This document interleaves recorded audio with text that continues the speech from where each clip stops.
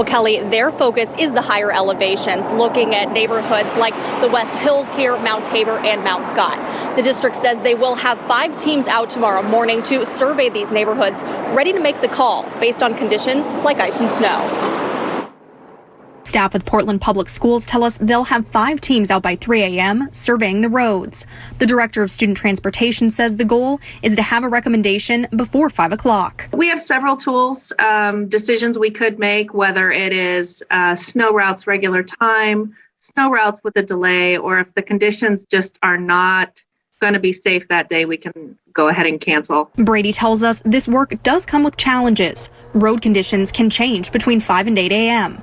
The district is also encouraging drivers to come in early to avoid staffing concerns. Many of our staff, our drivers, live outside of the city, so we had some problems this morning getting folks in from Gresham and from Hillsborough, so it will be a factor.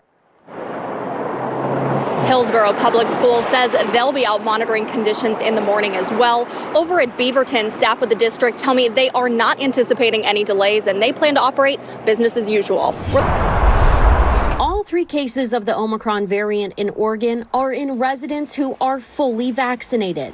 2 in people who recently traveled internationally, which according to health officials is likely how the variant got here. In previous situations, including the Delta variant, health officials say it takes 1 traveler coming into contact with the variant for it to reach a new area and spark a surge.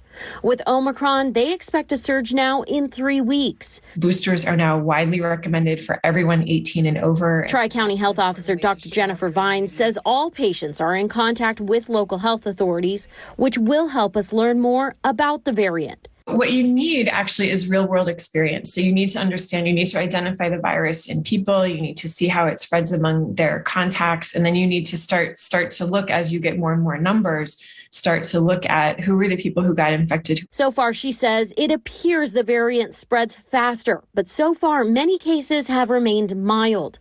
What we don't know is how it impacts Delta. There is a question about what will happen when Omicron starts to spread in a place that already has a lot of the Delta variant. So South Africa, where the reports originated, was unique in the sense that they had very little COVID activity at all when Omicron took off. Vine says that answer likely won't come until more people get infected.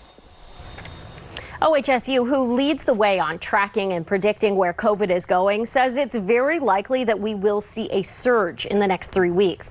That's why they say now is the time to get your booster so you can be fully protected by that point.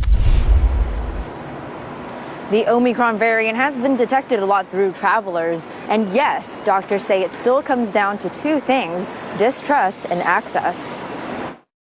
There's a long history of that medical injustice that has happened, that has led to distrust of the medical community. And it's justifiable, right? You talk about, I'm sure what you've heard about this, the Tuskegee trials, the story of Henrietta Lacks, J. Marion Sims. That's one of the reasons Dr. Bakosi Dube with Oregon Health Authority says it's harder for minority groups to trust the vaccine. Another issue, access. If you have to catch 2-3 buses to get to a vaccine event, to get to a place to get vaccinated, that's not convenient. That's not easily accessible. If you have to take time off work to go and get your kid vaccinated, that's not entirely convenient or easily accessible if your work is tied to your ability to make ends meet, right? Your ability to pay rent, to put food on the table. But he says it's necessary, especially with a new variant spreading so quickly and the holidays coming up. I'm sure you've heard about the Omicron variant that's circulating right now.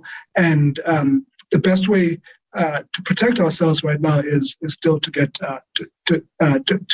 vaccinated. He also says education and building trust is essential. And in the end, it's a matter of life or death. Because if we don't do that, all that's going to happen is we're going to have more and more people of color dying, getting infected at higher rates and dying at much, much higher rates.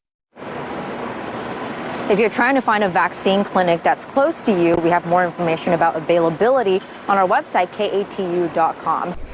Yeah, Kelly, for the past 2 years, almost, it seems like every time people got sick, the big question was, is this COVID? But now that more than 70% of adult Oregonians are fully vaccinated against COVID-19, that question has changed just a little bit. And that seems to be the question that most people are asking is this COVID or is this something else? Last year, with all the isolation, traditional winter illnesses weren't as common. This year, Dr. Andrew Miller, the chief medical officer for AFC Urgent Care in Portland, says they're coming back. We're seeing high numbers of strep throat, we're seeing numbers of RSV, and we are starting to see an uptick in the influenza numbers as well. A lot has changed since last December. A year ago this week, Oregon administered its first COVID-19 shot. Now, more than 70% of Oregon adults are fully vaccinated. With that, people have started to relax. More gatherings, less social distancing, expanding their circles. Absolutely. I've gotten sicker this year. Like James Hoplin, who works for Washington State University.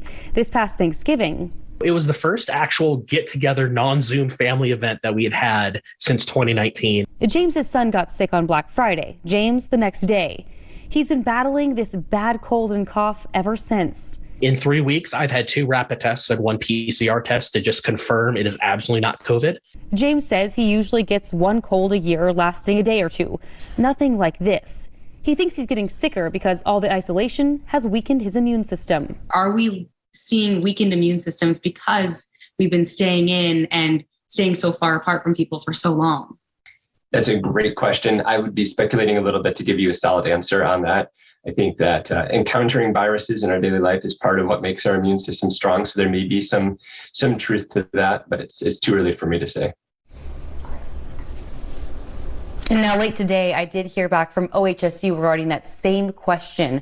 Dr. John Towns says preventative measures don't weaken the immune system and they help reduce transmission of all respiratory viruses. He says the low rates of non-COVID respiratory illnesses last year are a testament to that. He adds, as Oregonians relax and socialize more, especially inside with limited mask use, more transmission of these respiratory viruses are expected.